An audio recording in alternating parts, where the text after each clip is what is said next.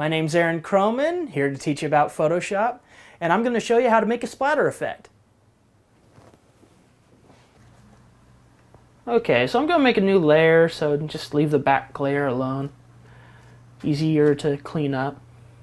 And so first we have our normal brush, and that's not splattery at all.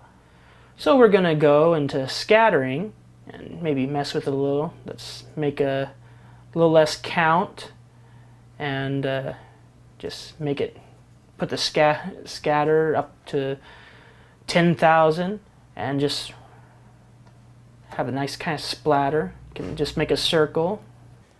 Everybody makes mistakes, so remember Control-Alt-Z or Command-Option-Z if you're using a Mac to undo.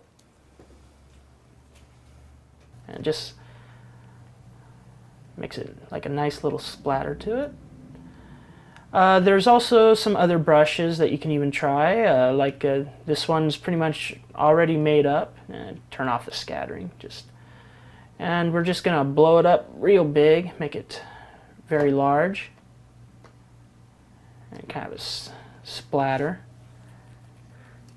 You can even play with a little small one to add a little other splatters. Just kind of tap it.